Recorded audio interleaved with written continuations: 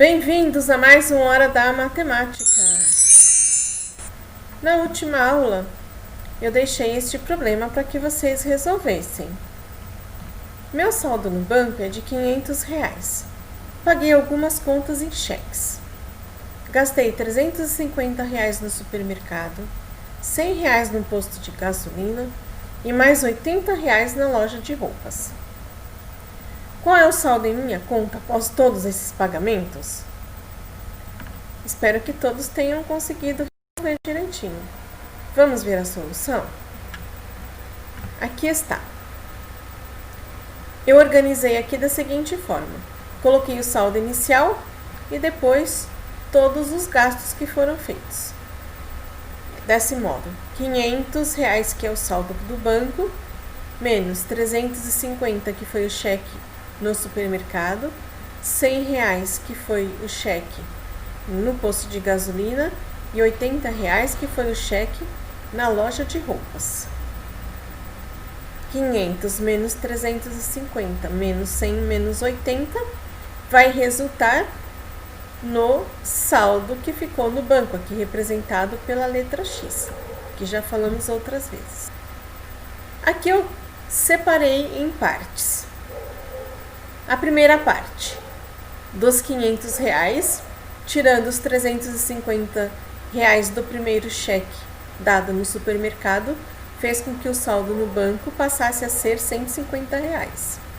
Desses R$150, tirando R$100 que foi pago com cheque no posto de gasolina, o saldo no banco passa a ser R$50.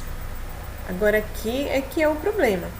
Porque o saldo no banco era R$50, mas foi dado um cheque na loja de roupas de R$80. Portanto, agora a diferença aqui é de 30, só que neste caso aqui são 30 negativos, porque o valor que nós estamos tirando do 50 é maior do que ele, portanto, este fica um saldo negativo. Isso significa que a pessoa dona dessa conta ficou devendo dinheiro no banco, né? Ficou devendo R$30 para o banco. O banco emprestou esses R$30 para a pessoa. Vamos ver uma outra maneira de resolver. Aqui tudo igual, só que eu fiz nessa parte de baixo, eu somei todos os gastos.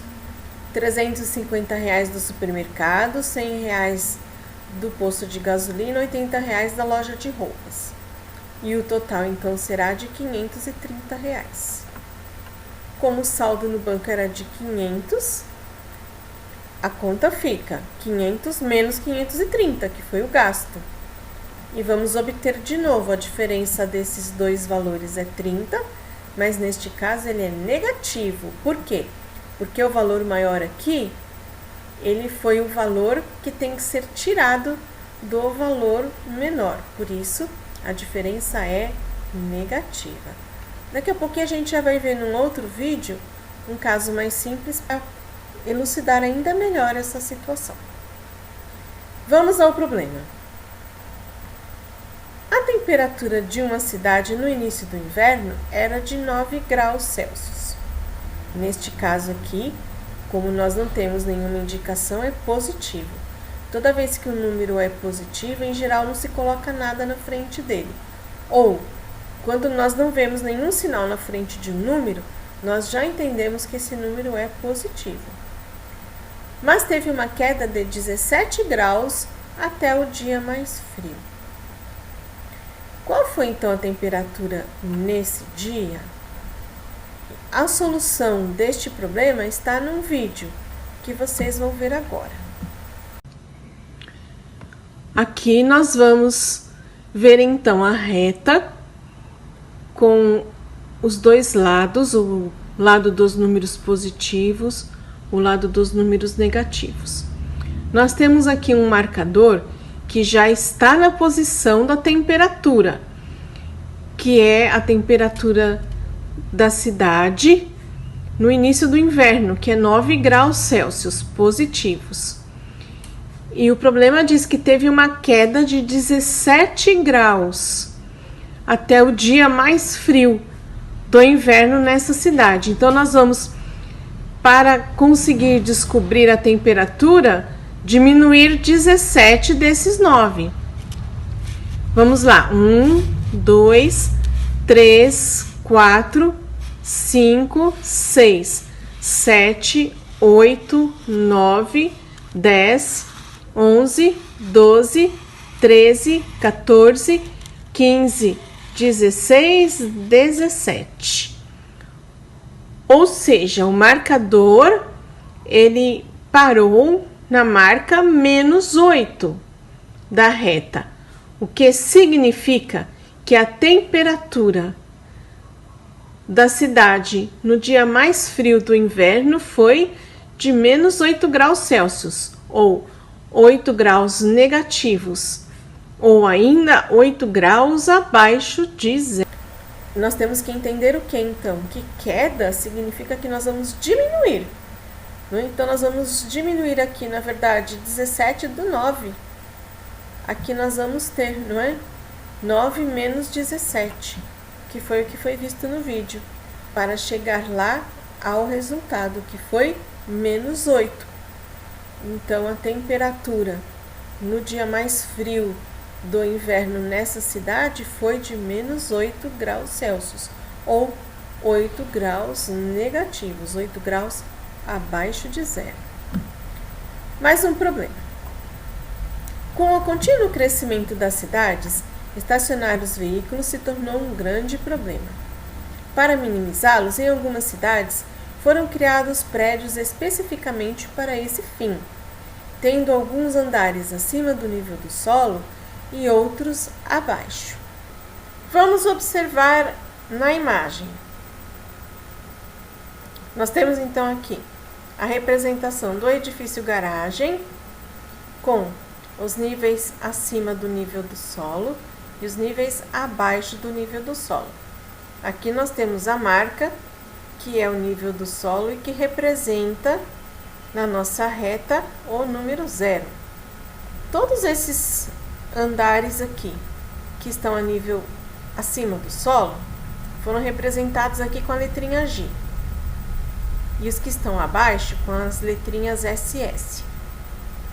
Ao lado, nós temos as outras letrinhas, aqui no caso de A até F, para diferenciar os níveis, assim como aqui, de A até C, também para diferenciar os níveis.